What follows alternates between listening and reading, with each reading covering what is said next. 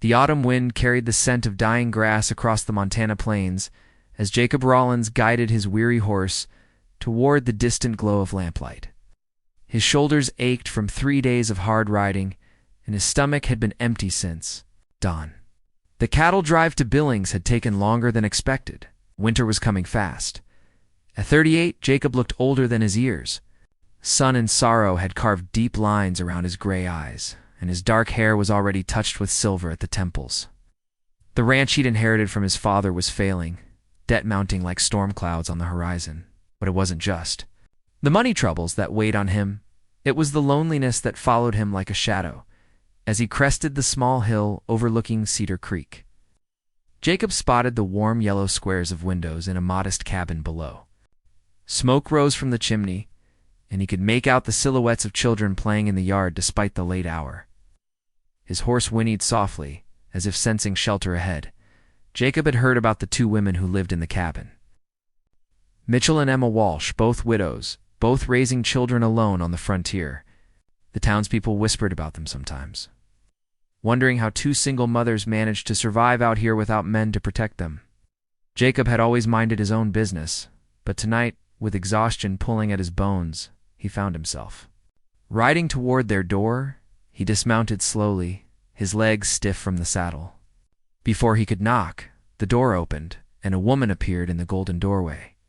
She was tall and graceful, with auburn hair pinned back and intelligent green eyes that took his measure without fear.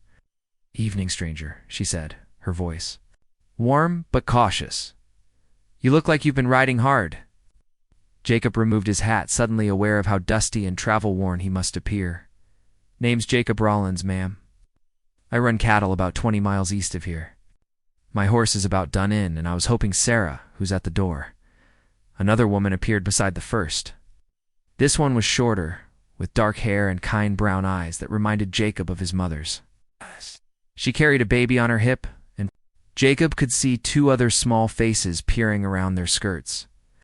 "This is Mr. Rollins," Sarah said to her companion. "He needs shelter for the night." Emma studied Jacob's face for a long moment, then stepped back from the door. "Well, come in then. No Christian turns away a tired traveler, especially with winter breathing down our necks." The cabin was small, but immaculately clean, filled with the warm smells of cornbread and coffee. Jacob felt a tightness in his chest he hadn't experienced in years, the sensation of being welcomed into a real home. His own ranch house had felt empty as a tomb since his wife died 5 years ago. "Sit," Sarah commanded gently, guiding him to a chair by the fire. "Emma, fetch him some of that stew." "Oh, I couldn't impose," Jacob began, but Emma was already ladling food into a bowl. "Nonsense. You're half-starved by the look of you." She set the bowl before him with a slice of thick cornbread. "When's the last time you had a proper meal?" Jacob couldn't remember. He'd been living on hardtack and whatever he could catch or shoot for months now. The first spoonful of Emma's stew nearly brought tears to his eyes. It tasted like comfort, like care, like all the things missing from his life. The children, 3 of them, ranging from a baby to a boy of perhaps 8, watched him with curious eyes. The oldest, a girl with Sarah's red hair, finally worked up the courage to speak. "Are you a real cowboy, mister?" Jacob smiled, the expression feeling rusty on his face. "I suppose I am, little miss." "Molly, don't pester the gentleman," Sarah scolded gently, but Jacob waved his hand. "It's fine. I've got no children of my own to talk to." The words slipped out before he could stop them, carrying more pain than he'd intended. Sarah and Emma exchanged a look, and something passed between them that Jacob couldn't read. Emma sat down across from him, settling the baby in her lap. "Lost our husbands in the same Indian raid 3 years ago," she said quietly. "We were helping each other build a barn when the war party came through. Sometimes I think that's why we understand each other so well. We've both learned what it means to lose everything and start over." Jacob set down his spoon, his appetite suddenly gone. "I'm sorry for your loss. We're sorry for yours," Sarah said, settling beside Emma. "It shows in your eyes the same look we used to see in the mirror." They talked long into the night, sharing stories of loss and survival. Jacob learned that Sarah had been a schoolteacher back east before she married and came west. while Emma had grown up on a farm and knew every trick for making a little food stretch a long way. They'd banded together after their husbands' deaths, pooling their resources and skills to create something better than either could manage alone. "We take in sewing and laundry from town," Sarah explained. "Emma grows the finest vegetables in 3 counties, and I teach the children reading and numbers. It's not much, but it's honest work. More honest than most," Jacob agreed. He found himself studying their faces in the firelight, marveling at their strength. These women had faced the same devastating loss that had nearly broken him, yet they'd built something beautiful from the wreckage. When Sarah offered him the small loft above the main room for the night, Jacob accepted gratefully. But sleep wouldn't come. Instead, he lay listening to the gentle sounds of the household settling down, quiet murmurs between the women. A baby's soft crying quickly soothed the creak of floorboards as someone checked on the children one last time. It reminded him achingly of what he'd lost when fever took his wife Margaret and their unborn child. He'd shut himself away after that, pushing away friends and neighbors who tried to help. The ranch became his prison, and he its sole, bitter occupant. Dawn came gray and cold, with the promise of snow and the heavy clouds. Jacob found Emma already in the kitchen, kneading dough for the day's bread. She looked up when he entered. "Flower. Dusting her dark hair? Sleep well?" "Better than I have in months," he admitted. "I should be moving on, though. Don't want to impose any longer." Emma's hands stilled in the dough. "Jacob, can I speak plainly?" He nodded, surprised by the serious tone in her voice. "You don't have to carry your grief alone. Sarah and I, we learned that the hard way. We first lost our husbands. We each tried to manage by ourselves. Pride, I suppose, or maybe just fear of being seen as weak. But we were dying inside. Just going through the motions of living." No. She shaped the dough into loaves with practiced ease, not looking at him as she continued. "It wasn't until we started helping each other that we remembered what it felt like to be alive again. Not happy that took much longer, but alive." Jacob felt something crack open in his chest, a wall he'd built so carefully around his heart.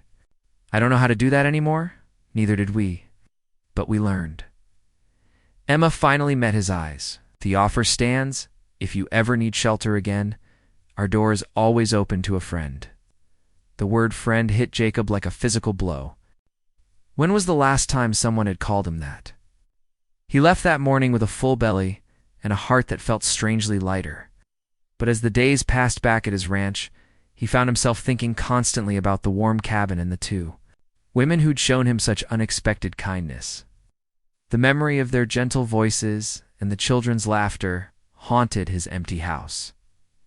2 weeks later, an early blizzard struck the territory with vicious intensity.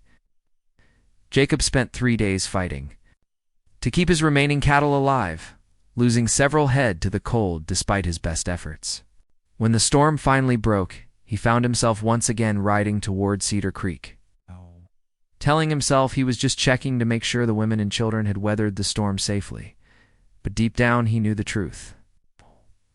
He was lonely, desperate, for the warmth and connection he'd tasted in their home. This time when he arrived, found Sarah outside, struggling to clear snow from the path to their well. Her face was red with cold and exertion, and she looked ready to collapse. "Here, let me do that." Jacob dismounted and took the shovel from her hands before she could protest. "Jacob, what are you doing here? Checking on neighbors after the storm?" he said gruffly, attacking the snow with more force than necessary.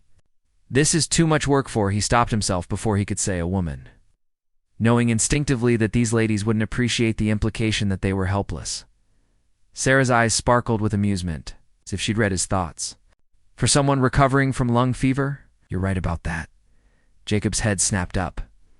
"You've been sick?" "Just a touch of congestion, but Emma's been fussing over me like a mother hen.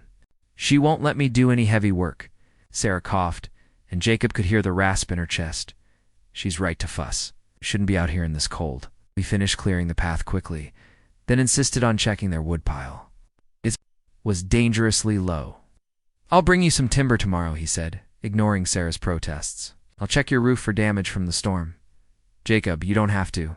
"Yes, I do." The words came out rougher than he'd intended. I mean, neighbors look out for each other. It's what folks do.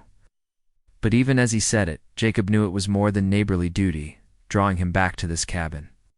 It was the way Emma had remembered exactly how he liked his coffee, or the way Sarah had mended a tear in his shirt without being asked. The way the children had started calling him Uncle Jacob by his third visit. Most of all, it was the way both women looked at him, not with pity for his losses or judgment for his failures, but with genuine care and understanding. Over the following weeks, Jacob found himself making regular trips to the cabin. He brought firewood and helped with repairs. He fixed their broken wagon wheel and reinforced their chicken coop against predators. In return, Emma and Sarah fed him the best meals he'd had in years and included him in their quiet evening conversations. Children adored him. 8-year-old Tommy, Emma's boy, followed Jacob around like a shadow, eager to learn about horses and cattle. Molly, Sarah's daughter, insisted on reading him stories she'd written in her careful script. Even baby Grace would reach for him with chubby arms when he arrived, but it was the growing warmth in Emma's brown eyes that made Jacob's heart race. Like he was a young man again. The way she'd brush against him when serving dinner, sending electricity through his whole body. The way she'd laugh at his jokes, throwing her head back with pure joy. The way she'd grown quiet and thoughtful when she thought he wasn't looking. As if she were wrestling with feelings she couldn't quite name, Sarah noticed too. Jacob caught her watching them sometimes, a knowing smile playing at the corners of her mouth. Once, when Emma was outside hanging laundry, Sarah had approached him with an unusual directness. "She cares for you, you know." Oh, more than she probably should. Jacob's hands had stilled on the harness he was mending. Sarah, ... I'm not judging. Emma deserves happiness, and so do you. But be careful with her heart, Jacob.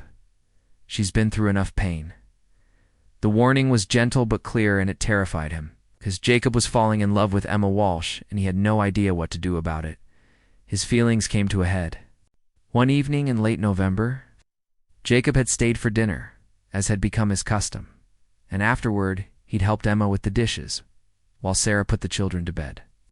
They worked in comfortable silence, but Jacob was acutely aware of Emma's every movement beside him. "Jacob," she said suddenly, her voice barely above a whisper. "Can I ask you something?" "Of course." "Do you ever think about finding love again after losing someone so important?" Jacob's hands went still in the soapy water. "I used to think I never could." It felt like betraying Margaret's memory somehow. Emma nodded, understanding in her eyes. "I felt the same way about Thomas. Like maybe I only got one chance at love, and using it up meant that was all. What changed your mind?" Emma turned to face him fully, and Jacob's breath caught at the vulnerability in her expression. He did. The words hung in the air between them, heavy with possibility and fear. Jacob reached out slowly, his wet hand cupping Emma's cheek. She leaned into his touch, her eyes fluttering closed. "Emma, Mama Emma, I can't find my doll." Molly's voice from the other room broke the spell, and they sprang apart like guilty teenagers. "Come in, sweetheart," Emma called, her cheeks flushed pink. She squeezed Jacob's hand quickly before hurrying away, leaving him standing alone in the kitchen with his heart pounding. That night, lying in his own cold bed back at the ranch, Jacob made a decision. He was going to ask Emma to marry him, but first, he had to find a way to save his failing ranch. He couldn't ask her to share a life of poverty and debt, especially when she had children to think about. Emma and Sarah had built something stable and secure together. Jacob wouldn't tear that apart unless he could offer something better. He spent the next week riding to neighboring ranches, swallowing his pride to ask for work. Most of his neighbors were struggling too, but finally, old Henrik Larson offered him a job driving cattle to the railroad in Cheyenne, dangerous work that would take him away for most of the winter. God. But it paid well enough to settle his debts and start fresh. Jacob rode to the cabin to tell Emma about his plans, his heart heavy at the thought of leaving her for months. But when he arrived, he found only Sarah there with the children. "Where's Emma?" he asked, trying to keep the concern from his voice. Sarah's expression was troubled. "She's in town. Her brother-in-law arrived yesterday with news from back east. Her late husband's family is demanding she return to Boston with the children." Jacob felt the blood drain from his face. What? They claim she's an unfit mother, living in sin with another woman on the frontier. They have lawyers, Jacob, money, and influence. They're threatening to take the children if she doesn't come. Willingly. The room seemed to tilt around Jacob. She can't just leave. She might not have a choice. Emma's terrified they'll take Grace and Tommy from her. She'd do anything to protect those children, even if it means giving up everything she's built here. Jacob was already heading for the door. I have to find her? He rode hard into town, his mind racing. Emma couldn't leave, not now. Not when they'd finally found each other. He found her at the lawyer's office, sitting rigidly in a chair while a well-dressed stranger paced before her, gesturing aggressively. Emma. Jacob's voice cut through the man's tirade. She turned, and Jacob's heart broke at the tears in her eyes. Jacob, what are you doing here? I came as soon as Sarah told me. He moved to stand beside her chair, his presence solid and reassuring. The stranger, who must be Emma's brother-in-law, looked Jacob up and down with obvious disdain. And you are? Jacob Rollins, friend of Mrs. Walsh. Ah, yes, the disreputable cowboy she's been living with in sin. You're exactly the reason Emma needs to return to civilization where she can raise her children properly. Jacob's hands clenched into fists, but Emma's gentle touch on his arm held him back. He's not disreputable, she said quietly. Jacob is the finest man I've ever known. Her brother-in-law sneered. Fine men don't consort with widows in isolated cabins, Emma. The children need proper education, proper society. In Boston, they'll have opportunities. They'll have prison cells. Emma shot back, some of her old fire returning. Tommy would die in the city, Charles. Belongs out here, with the sky and the horses and room to grow. And Grace needs her mother, not some cold governess. You're being emotional and irrational. The children need security, not this hand-to-mouth frontier existence. Jacob stepped forward. What if that wasn't an issue anymore? Emma looked up at him in confusion, but Jacob was addressing her brother-in-law. What if Mrs. Walsh could provide security and respectability? Would your family withdraw their claim? Charles laughed coldly. How? By taking in more laundry? By pretending to be married to that Mitchell woman? Please, by actually being married? To me. The words left Jacob's mouth before he'd fully thought them through, but he didn't regret them. Emma gasped, her hand flying to her throat. You, Charles looked incredulous. A failing rancher with debts up to his ears. I've done my research, Mr. Rollins. You're hardly a catch. Jacob felt heat rise in his cheeks, but he pressed on. The debts will be paid off by spring. I've got work lined up that will clear them, and leave enough to expand the ranch. Mrs. Walsh would want for nothing. Jacob, Emma whispered, but he couldn't look at her yet. If he saw rejection in her eyes, he'd lose his nerve entirely. Furthermore, Jacob continued, his voice growing stronger, she'd have the protection of my name and the respectability of marriage. The children would have a father and a secure home. What more could your family want? Charles studied him for a long moment. You're serious about this absurd proposal? Dead serious? And Emma? Are you actually considering marrying this? This cowboy? All eyes turned to Emma. Jacob finally allowed himself to look at her, his heart in his throat. She was staring at him with an expression he couldn't read surprise. Yes, but something else too. Something that looked almost like hope. Emma's voice was barely audible. I need time to think. Jacob's heart sank, but he nodded. Of course. It's a big decision. Charles smirked.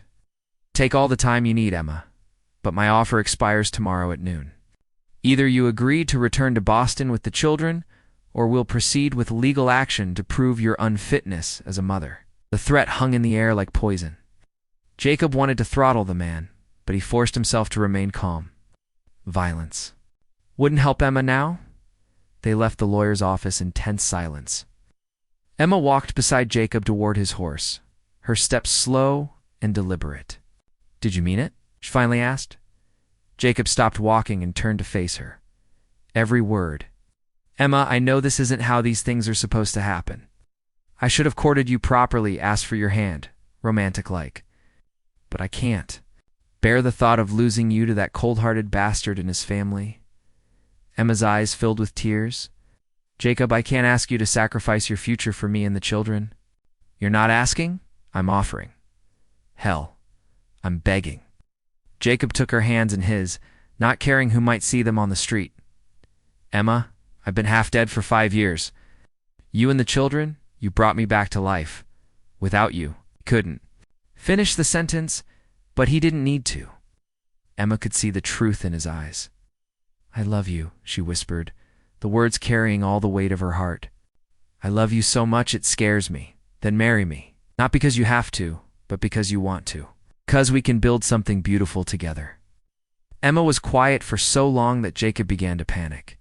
Then, slowly, she nodded. Yes, I'll marry you. Jacob swept her into his arms, spinning her around right there on Main Street while she laughed through her tears. When he set her down, he kissed her with all the pent-up longing of the past months, not caring who saw them. They were married. 3 days later, in the small church at Cedar Creek, with Sarah as Emma's maid of honor and the minister's wife standing up for Jacob, the children were delighted, especially Tommy, who'd been hoping for a father figure. Even baby Grace seemed to sense the joy in the air, clapping her chubby hands during the ceremony. Charles attended the wedding with obvious displeasure, but he'd given his grudging consent. A married Emma with a respectable husband was better than the scandal of a court battle, especially since Jacob had shown him the contract for the cattle drive that would indeed clear his debts. The most surprising moment came when Sarah pulled Jacob aside after the ceremony. I have something to tell you, she said, her green eyes twinkling with mischief. Emma and I, we had a plan. Jacob frowned. What kind of plan? We've been trying to find you a wife for months. Well, trying to find Emma a husband, really. She's been in love with you since your second visit, but she was too scared to do anything about it. Jacob stared at her. You mean the low firewood pile? Emma chopped it all up extra small so it would go faster. The broken wagon wheel? I may have loosened a few bolts. We've been creating excuses for you to keep coming around, hoping one of you would finally work up the courage to speak up. Jacob burst out laughing. You two have been scheming? It's like a pair of frontier matchmakers. Though I'll admit, the brother-in-law showing up wasn't part of our plan. That was pure luck. Sorry, Mitchell, you're a devious woman. Preferred determined. Sarah grinned. Emma deserves happiness, and you do too. Sometimes people just need a little push. Jacob shook his head in amazement. What about you? Won't you be lonely in the cabin by yourself? Sarah's smile turned mysterious. Actually, Henrik Larson has been asking to call on me. Apparently, he's been working up the courage for months. Funny how these things work out. The wedding celebration continued late into the evening with the whole community turning out to wish the new couple well. Emma glowed with happiness, and Jacob found himself smiling so much his face hurt. But the real test came later. When they were finally alone in the cabin that was now their home, Emma had put the children to bed while Jacob tended to the horses, and when he came inside, he found her sitting by the fire, looking suddenly shy. Have second thoughts? He asked gently, settling beside her on the small sofa. Emma shook her head. No, just ... Overwhelmed, I suppose. This morning, I thought I might lose everything. Tonight I have more than I ever dreamed possible. Jacob pulled her close, marveling at how perfectly she fit against his side. I know the feeling. For years, I thought my life was over. I was just going through the motions, waiting to die. Then I knocked on your door, and everything changed. They talked quietly until the fire burned low, sharing hopes and fears and dreams for their future together. When Emma finally led him to their bedroom, Jacob felt his heart nearly burst with gratitude for this second chance at love. The cattle drive to Cheyenne was successful, just as Jacob had promised. He returned in early spring with enough money to pay off his debts and purchase additional land adjoining his ranch. Emma moved into the expanded house with the children, while Sarah married Henrik Larson in a simple ceremony that spring. But it was the letter that arrived 6 months after Jacob and Emma's wedding that truly closed the door on the past. Charles had written to inform Emma that the family was withdrawing any claim to the children, satisfied that they were being raised in a marginally respectable environment. The grudging tone made Emma laugh until she cried. Years passed in quiet contentment. Jacob's ranch prospered, helped by Emma's keen mind for business and her gift for managing finances. Tommy grew into a fine young man who could handle cattle, as well as any cowboy, while Molly became the best student in the county. Grace grew up calling Jacob Papa and never knew he wasn't her biological father. Sarah and Henrik's marriage proved just as happy. Their cabin became a regular gathering place for the extended family they'd all created. On summer evenings, they would sit on the porch watching their children play while the adults shared stories and laughter. One such evening, as the sun painted the sky in shades of gold and crimson, Emma leaned against Jacob's shoulder with a contented sigh. "Do you ever regret it?" she asked, "giving up your bachelor life for all this chaos?"